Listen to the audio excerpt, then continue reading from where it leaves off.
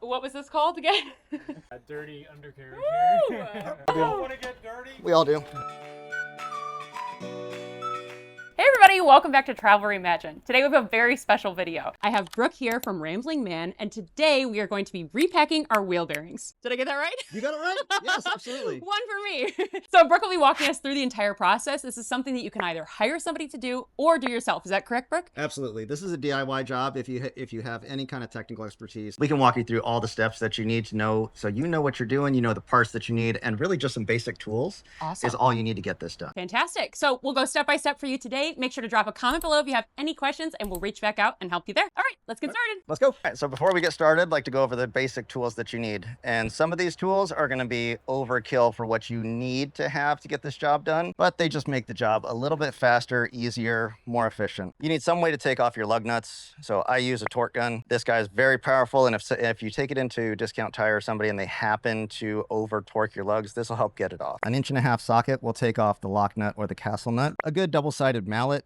flathead screwdriver, a painter's tool, a chisel, something that's going to help us get off the dust cap, a seal puller, and these ones are absolutely optional. We have a grease packing tool. This is where we put our bearing when we're actually doing the greasing, and then an electric grease gun. This helps me do this for the business. Goes faster, easier, a little bit cleaner, but you can hand pack your bearings just as fast. So you don't need this tool, you do not need this tool, and you do not need this tool. You can use a 4-way, a bottle of grease, and your hand to get your bearings repacked. If you do hand packing, one tip, throw your grease in the freezer for about 2 hours before you do your packing. It firms it up nicely, so it makes the job go a lot faster. First off, we're going to go ahead and take the slides in so that they can get the jacks up and move everything around. First, what we need to do is get the wheels off the ground. In order to do this 3950 has the hydraulic leveling system, more than enough power to get your wheels off the ground. So we have to go into manual mode. Go into manual mode on your leveling system, and we're going to lift this. We go with the front, getting that up a little bit first, and then we're going to go ahead and lift it back until our wheels are off the ground. Now, with some hydraulic levelers, you may see the right side of the RV, the door side of the RV, go up first and then the left side. That's very, very normal, just based off of how the hydraulic lines are run. And what you saw there with the wheels falling down a little bit, that's the shackles reversing. So when you're taking all the weight off of your suspension, your shackles may reverse. We need to make sure that we fix that before we drop it back down so that you're not getting a violent shift in your shackles, possibly damaging something on your suspension. But our wheels are off the ground. Next thing what we need to do is safety first. We need to get our jack stands underneath the RV. Down here, okay. So on the I-beam, on the frame, and just make sure that they're locked in place and in contact with the I-beam that supports your entire RV. You're gonna do this on all 4 corners. Bring up the head of the jack stand, get it right onto the I-beam, and make sure that it's actually locked into place so this is not going anywhere. If you have a secondary lock on your jack stands, a pin that goes through, you should make sure that's in place as well, just for safety. And we're gonna do this on all 4 corners. If you have something like a light strip, just in case there's any challenges, you want to make sure that you're out of the way of the light strip, propane lines, anything like that. I feel every RVer should have a good impact gun. If you're ever stuck on the side of the road, if you have a leveling system, you can lift your tires off the ground. A good impact gun will get your wheel off and on very quick. You want to get off the side of the highway as fast as you can. It's a very dangerous place to be. So if you don't have one of these, it might be a good idea to invest. And we're also switching you out for some solid steel lug nuts, and this is why. If you're ever stuck on the side of the road, these capped lug nuts can get stuck, they can deform, they can crack, they can bend, and it can make it very difficult for you to get your wheel off on the side of the road. We like to replace these with solid steel lug nuts. The solid steel lug nut, you're never going to have any problems with this. It adds to your safety, being able to change your tire anywhere. This cap is going to fail on you eventually.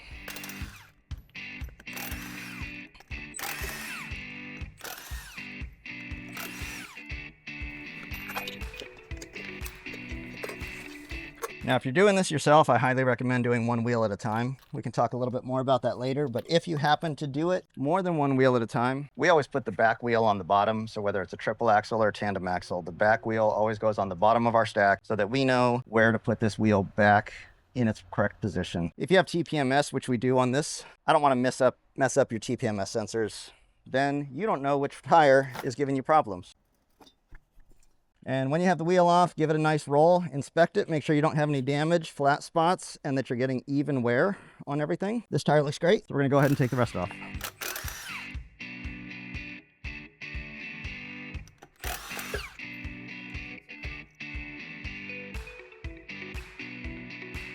So this is the date code of your tires. Okay. Check this regularly, but I check it every time I do your bearings. This says that this tire was manufactured the 51st week of 2023. A trailer tire is good for 7 years. I highly recommend changing them out if they're 5 years or older. If they're older than 5 years, you run the risk of a tire blowout, and that can cause thousands of dollars of damage. So keep an eye on the date codes. It's a 4-digit code, and it's stamped onto every tire. But this is where we do our inspection of your suspension. So what we're looking at when we inspect your suspension, the spring hangers, we want to make sure that everything, the weld up here is very good. There's no bending, cracking, nothing that's going to cause you any trouble. We're going to look at your wet bolts, just take a peek at them, make sure that there's no ovaling out of any of the holes that are in there. This already has the heavy duty shackle kit and the Dexter Easy Flex equalizer. So these are a great addition. If your RV doesn't have this 1/2 inch thick heavy duty shackle kit, you really should think about putting it on. We're also looking at your leaf springs. What we want to see is exactly what we see right here. Your leaf pack is nice and tight. Everything's nice and tight in here. Everything's in a nice straight line. Your rebound clip is nice and firm against your leaf spring. If any of that is not the case, we need to address that and we need to get it fixed so you're safely rolling down the road. The one thing I tend to see more often than not is either this rebound clip is bent and the leaf spring needs to be replaced, or the leaf pack starts to fan out, meaning each spring in the leaf pack starts to get a little bit further away from itself and start looking like a fan. If that's the case, your U-bolts need to be retorqued. So you can loosen these up, straighten out your leaf pack, and retorque them down to proper specs. But everything's looking good here, so we just keep moving on. So we don't want to damage our dust cap when we're taking it off. This is where I use a flathead screwdriver. You can use a chisel, a painter's tool, any sharp object, but you don't want to go too hard on this. You just want to get enough to where you're prying this off. And you don't want to damage the dust cap because we're going to reuse this. Just enough to get it started, and then we work our way around.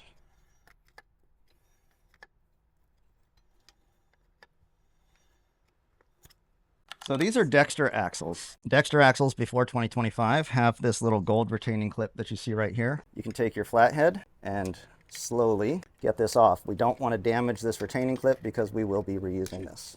And this is a dirty job, so blue paper towels are really good.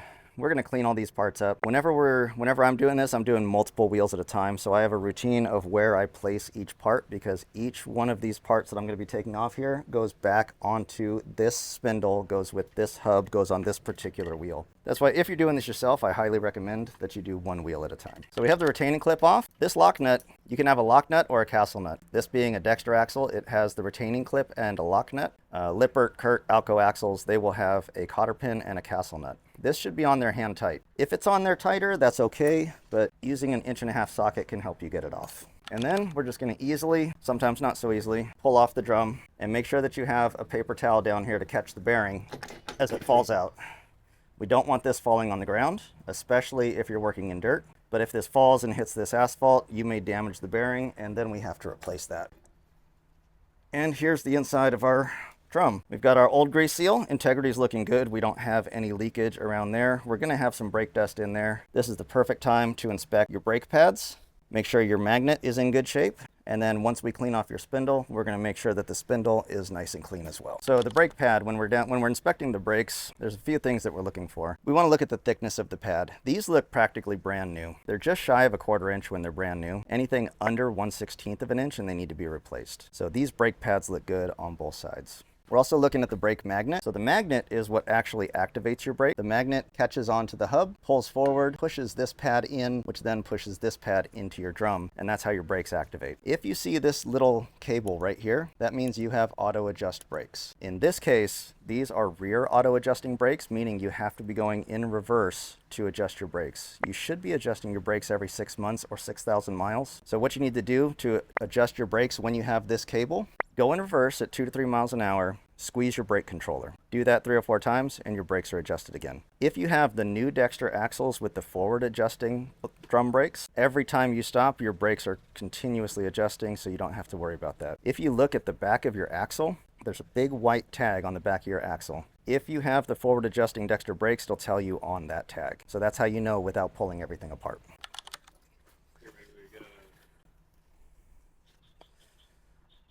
This doesn't have to be showroom quality, but you need to get it clean enough to where you can inspect the spindle. So the areas that we're focused on are the back here. This is where the seal sits. We need to make sure that's nice and clean and free of debris so that your grease seal sits on there. Your inner bearing sits on this portion right here. We're looking for any scratching, marring, pitting, bluing of the steel. If you see any of that, we need to get that addressed immediately. Your outer bearing sits on this portion right here. You can see there's a little bit of shiny right around the edge. That means the inner casing of the bearing was spinning on there for a little bit. That's perfectly normal. You may see a little bit of brown streaking in here. That can either be from spinning or water intrusion. This was just a little bit of leftover oil that probably got hot and it's on there. This is a very clean, very good looking spindle. This is what you want to see. The things we're looking for, if you see any deep grooves, anything you can get your finger into, or if you see any pitting on your spindle, we need to get that addressed. So a frequent question is, can you grease the bearings through the Zerk fitting on the end of the axle here? And so what's your thoughts on that? My thoughts are this is what I would call an emergency Zerk. You can grease your bearings if you're doing it properly through this Zerk fitting, but a lot of people end up flooding it with grease and blowing out the grease seal, causing the brakes to be then covered in grease and reducing your braking capability. I call this the emergency Zerk. If you notice that your axle, your bearings are starting to heat up and you need to get to a place where you can get that addressed, you're not in a safe place right now, go ahead and fill up your axle with grease. Get off to a safe place where you can get it addressed and pull it apart. The reason why I don't recommend using this for your routine maintenance is you don't get to see what's going on behind. So behind the drum or inside your disc. You don't get to lay hands on the bearing. You don't get to check your grease seal. You don't get to see how your brake pads are doing. So without taking this fully apart, you're not really doing a great job of your routine maintenance of greasing your bearings. That makes a lot of sense. So we're just going to clean all this old grease out of here. Again, it doesn't have to be showroom quality, but all of this grease doesn't need to be in the caps. And especially on all of our components here, we want to get as much of that old grease off of there. Not that it's bad, but it may have been tempered by heat. It may have contamination, dust, dirt, debris in there. So the more that we can get off, the better. If you're doing this by yourself, you could take all day. There's no problem with that whatsoever. Throw this stuff in a parts washer, let it set for a couple hours, get every bit of grease off of there, let all that solvent dry. I don't have that kind of time, so I'm going through a lot of blue paper towels. So in case you were wondering, this is not a clean job. I wear my dirty clothes, and once this grease gets on your clothes, it's not coming off. So if you're going to do this job at home by yourself, wear something that you don't like, or ladies, find that shirt that you just want your husband to get rid of and make him wear that one. And if you're taking these off multiple wheels at a time, please use a system, because again, every piece, the lock nut, the washer, the bearing, all of it needs to go back in the same location where it came from. So this is the retaining clip.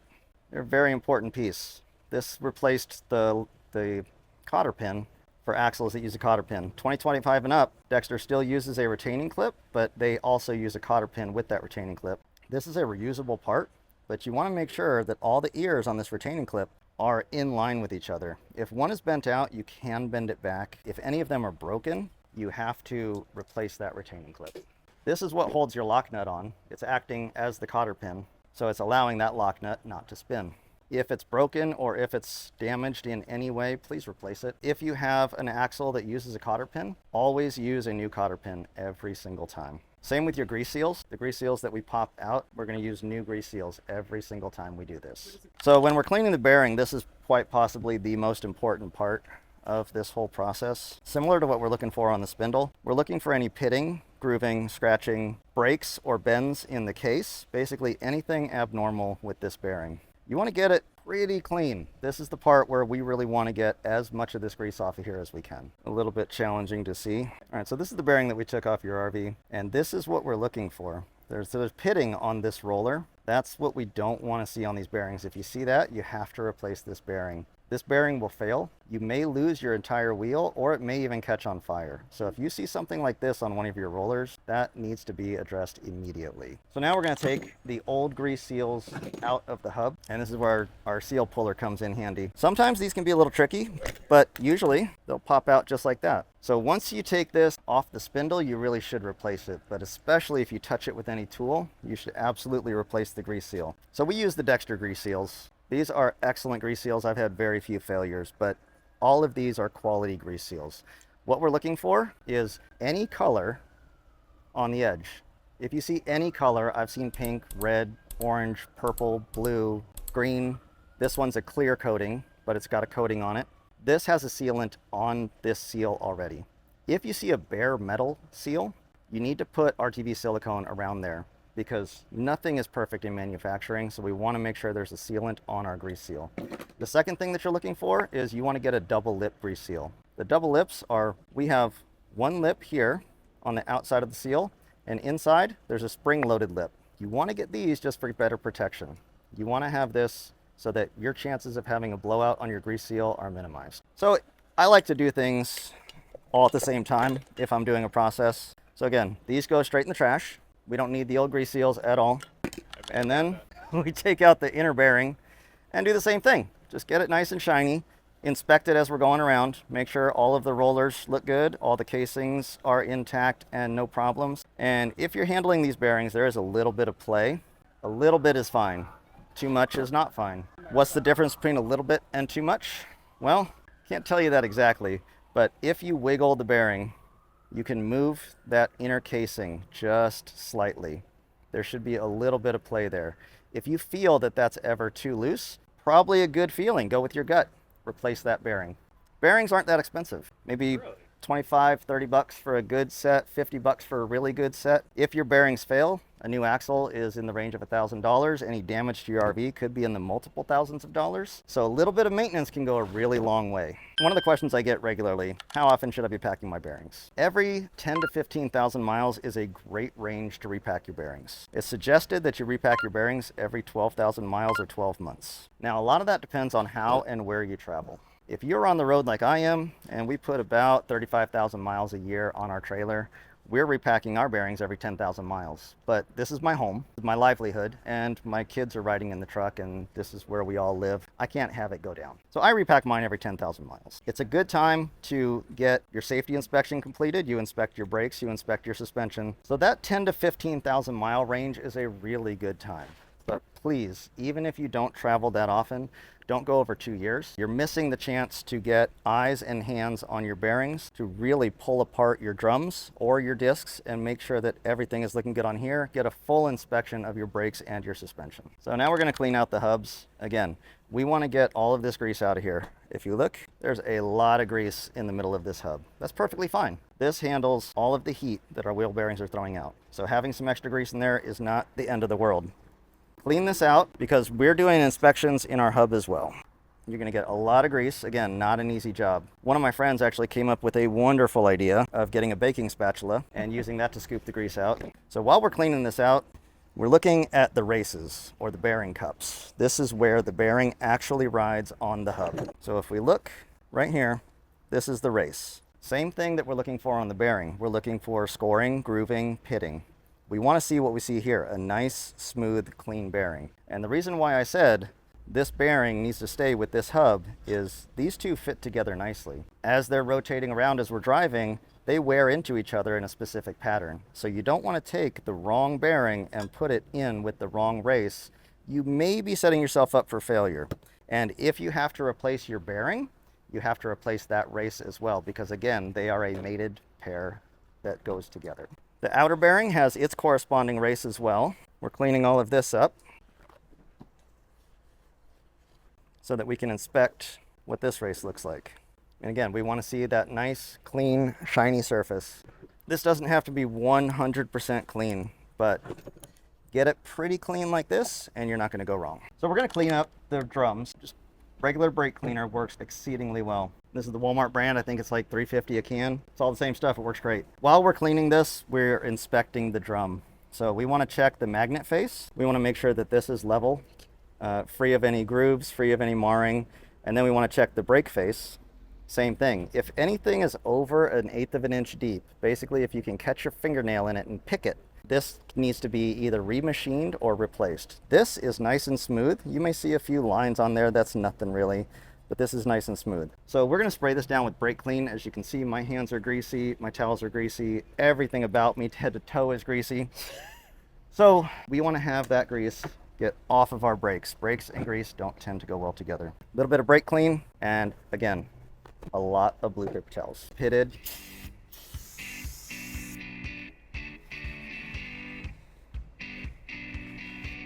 And this is really getting all the oil off.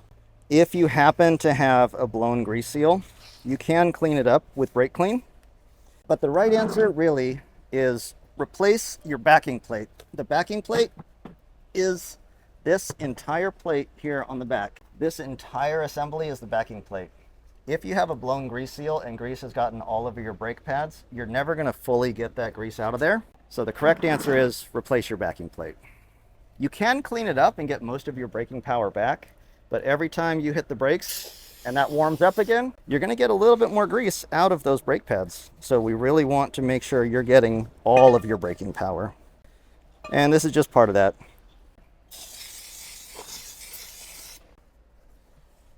So now that we've cleaned everything, time to start re-greasing. I like to use Lucas Red and Tacky. Very good high temp lithium grease. Most manufacturers recommend that you use an NLGI2 grease. So any good chassis grease will work for you. I just happen to use Red and Tacky, been using it for decades, and it holds up exceedingly well. This is where the grease gun comes in really, really handy. It makes the job a little bit easier, a little bit quicker.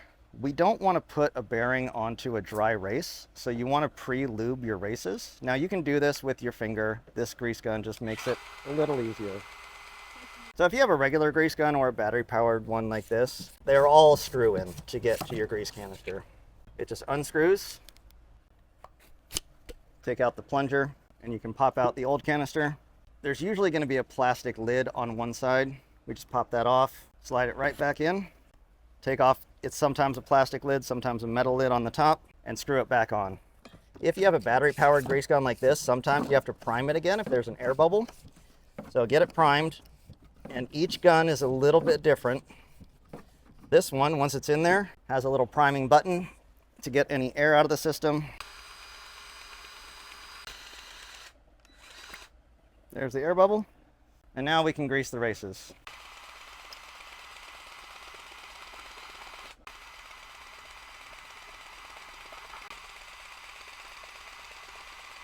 You want a healthy amount of grease on the race because that's not only going to be on the race, it's going to be on the outside of the bearing, and it's going to go into the middle of the hub a little bit.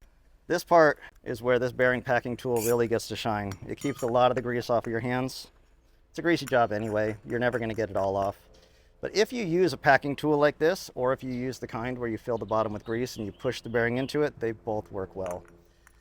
Either one, you want to have the bearing centered and you want to have it coned down so that the opening on the back is facing up.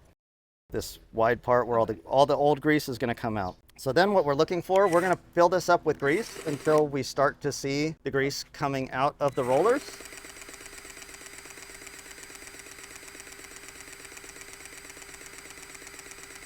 And now we see the grease coming out of the rollers. We're going to keep pushing through until we see the bright red new grease coming through. And right there on the bottom, hard to tell in the sun, but there's bright red grease coming through. So all that old grease that was in between our rollers is now gone. So we now have most of that old grease out of here and a freshly packed bearing with new grease. You want to get all the grease that's in the middle there into that bearing so that we can put this back in the hub. So if you're doing this by hand, get yourself a nice glob of grease. And we may need a little bit more than this, but in this case, we want it cone up because we want that large opening going into our palm. So all you're going to do is start working this grease into the bearing. And again, you're seeing it come out between the rollers. We want that grease to keep going till it's coming out between the rollers because we want all that new grease pushed in there and all that old grease pushed out. And we just keep doing that, keep doing that. If you want to clean off your old grease, go nuts. And again, messy job. And I am going to need a little more grease.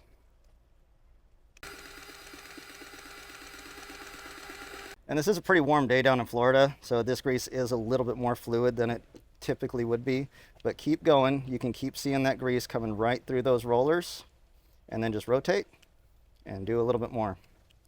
You want to get that grease through all the rollers. Work your way all the way around the bearing. And you can see why I use the bearing cup. And you don't need fancy tools to get this job done. So the only thing we didn't get in this was that glob of grease in the center.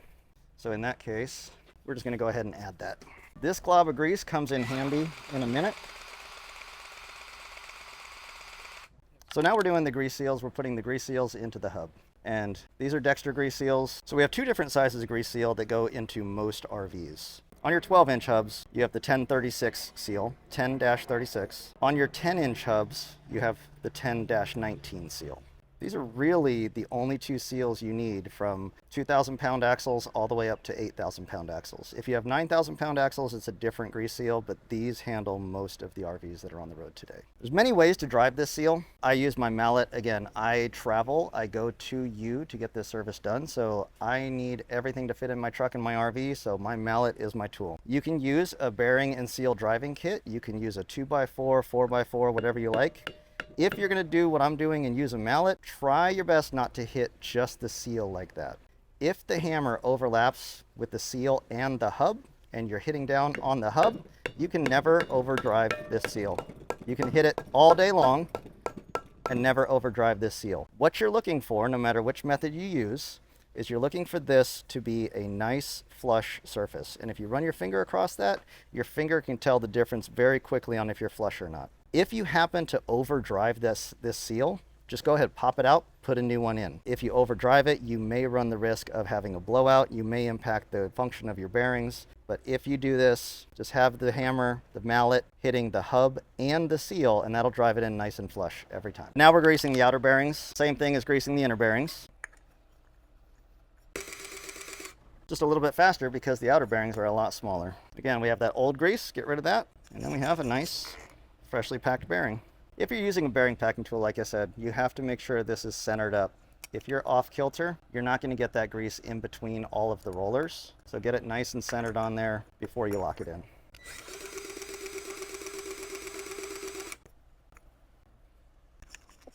Okay, we're going to be moving over to put everything back together. And with drum brakes, it's really nice because as soon as you start putting this drum back on there, you have the brake pads to kind of line you up. What you don't want to do when you're putting this back together is run the seal along the spindle. If you damage this plastic lip of the seal, you're setting yourself up for a blowout. Pro tip, don't bend your fingers around the drum when you're putting it back on. Keep your palms and fingers nice and flat. It can make it a little bit challenging to lift these things up, especially the 8K ones. They get a little heavy, but you'll regret it if you wrap your fingers around it, trust me. So you want to be very careful lining this up and just slide it right on. Nice cat. Nice. And Cat-like reflexes. this is why we needed that glob of grease. If you remember, I told you, you don't want to put a bearing onto a dry seal.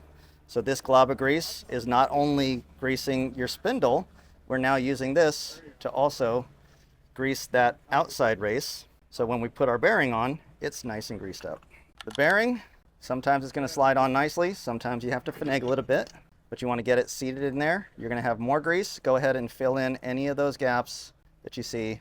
And if you have a little extra, that's perfectly fine. Just go ahead and have some fun with it. It's like finger painting. So our bearing is on there. Next goes our washer. And Dexter has a D-cut in their spindle, so they have a D-cut in their washer. You have to use the D-cut washer because it slides right onto the spindle and it stays put. Our lock nut goes on. Now if you have a castle nut with a cotter pin, same exact process, not a big deal. This is where your 1.5" socket comes in very handy. You need to seat the bearings, and to seat the bearings properly, you have to tighten this lock nut or castle nut down to 50 foot-pounds. I do this while, get it snug first, and then I do this while rotating the drum or the disc, because you're spreading around all that grease that's in there, and you're seating those bearings so that those bearings are now seated where they're supposed to be on the spindle. If you skip this step and your bearings aren't seated, the inside casing may start spinning on the spindle. You may start wearing your rollers on your bearing prematurely, and that can cause either the loss of this entire drum and wheel or it could cause a fire if your bearings are getting too hot. So I like to do this twice. Again, get it snug, rotate, and just tighten. So while you're doing this part, especially if you have drum brakes, now is a wonderful time to listen to what your brakes sound like. What you should be hearing right now, as this is spinning, is a very slight scraping of the drum on the brake face. This drum is not doing that right now. It's free spinning and barely touching the brake pad. So that tells me these brakes need to be adjusted. We can adjust these brakes manually. There's a star wheel inside your backing plate. There are 2 ports on the back side of your backing plate. You just pop those ports off, get a flathead screwdriver, and adjust that star wheel, and you spin until you hear it kissing. Or you do the automatic adjustment procedure where you back up, use your trailer brake controller on your truck, not your truck brake pedal. Back up 2 or 3 miles an hour, do that 3 or 4 times, and it readjusts your brakes for you. If you have the manual adjust brakes, if you don't have that cable in the middle, you have to get your screwdriver out and do that adjustment every 6 months or 6,000 miles. This lock nut is now fully loose. Get it to hand tight or 30 foot-pounds, and this retaining clip needs to lock in to one of the corners of your nut. And again, the retaining clip has the D cut in it to line up with the spindle. And if this doesn't line up, all you need is a minor adjustment and then it'll lock in there. So now our retaining clip is on there. That lock nut's not going anywhere. You have to make sure the retaining clip actually snaps onto the nut. And you should be able to do this with your fingers. If you're having to break out a mallet, a hammer to tap it on there, that's wrong. Adjust your nut slightly and always err on the side of slightly loose. You can go very slightly tight, but you don't want to go too tight. The tighter you go, the more friction we're adding. Friction adds heat. Heat is not what we're trying to do here. We're trying to get as much heat out of this as possible. The goal is get your lock nut just tight enough to where there's no play in your drum. So if you're wiggling this, go top to bottom, up, down. If you feel even the slightest movement, go ahead and get that nut a little bit tighter and do it again. If you feel no play, you're good to go. You should feel no play in your drum when it's sitting here just like this. If you put your tire back on and you grab the sides of your tire, you can get up to 1/8 of an inch of play, and that's still perfectly fine. The reason why we're allowed 1/8 of an inch of play is because we have far more leverage when the tire is on there versus when it's just the drum like this. So again, we reuse these dust caps if they're in good condition, and we try to keep them that way. So I use the soft side of my mallet.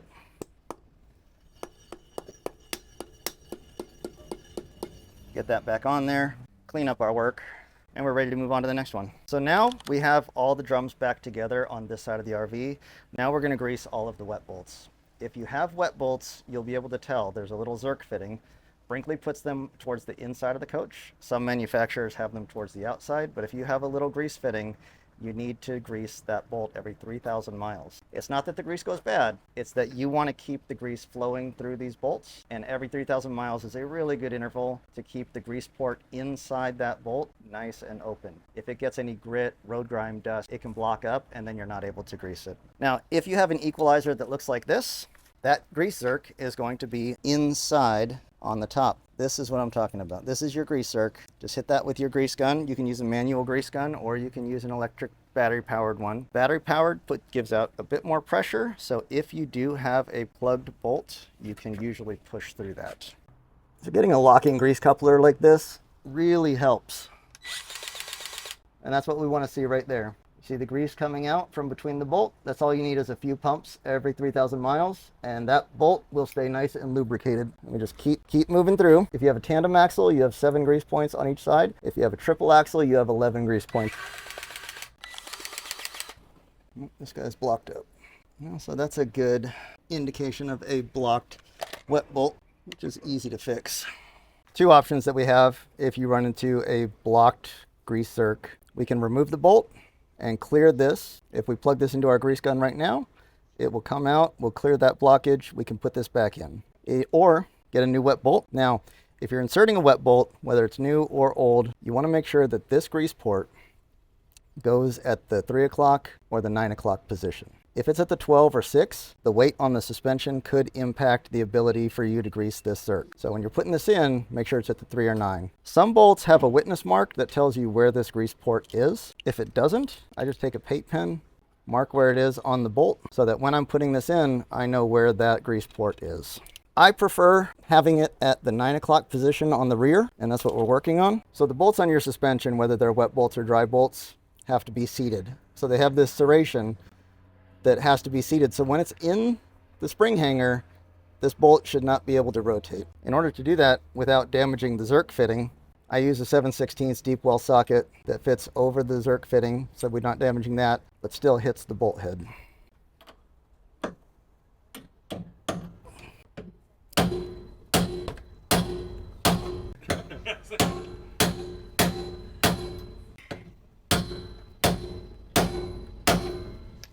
So if you look on the back side, you'll see that this bolt is now seated nicely on the spring hanger.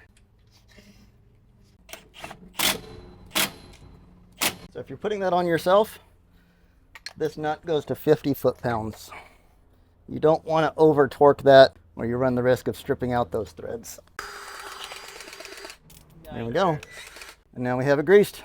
Regular maintenance of your suspension is very important. If you have the wet bolts, these are supposed to be lubricated. They typically come with bronze bushings in there. You can burn through those bushings if you're not lubricating your wet bolt. Every 3,000 miles, you should give it a pump or two of grease. If there's ever any trouble getting the grease in there, try doing what we're doing here, lifting up the RV, taking the weight off of your suspension, and usually that'll allow you to grease. The reason why we want wet bolts, why we have them on our RVs nowadays, is every single one of these points there's something moving, and we want to keep that movement fluid. We want to keep it going the way that it's supposed to. Every 3,000 miles, we should be greasing these. There's a tiny grease port on the inside of that bolt, and if that port gets blocked, you're not going to be able to grease this bolt. So regular maintenance is key to keep your running gear going smooth. Now, one of the things that we see right here is this shackle is flipped. It's facing down where it should be facing up, and the rear shackles are the same. They're facing down when they should be facing up. Right now, there's no weight on this suspension. If we were to drop this down and put weight back on this suspension, we want to make sure those shackles are righted before we do that, so there's not a violent shift when that shackle flips back. We'll take care of that when we're lowering the RV. This needs to be facing up. Here we are. We are done with this side of the RV. The drums are back on. We're going to go ahead and repeat all the same steps on the other side of the RV. And we are ready to put the wheels back on. Let's go do that. My wife doesn't like this, but I use my legs to lift your tire up. It's a really easy way to go about it, but again, you're gonna get dirty. Anytime you're doing anything with your lug nuts or any nut or bolt, to be honest, you really should be starting hand threading it. We're putting new lug nuts on here. Got rid of the old cap, so really making sure the threads are all hand thread these on here a bit. We're gonna lightly tighten them with our torque gun. We're gonna drop the trailer back down and then come back with our torque wrench and torque these to 120 foot-pounds.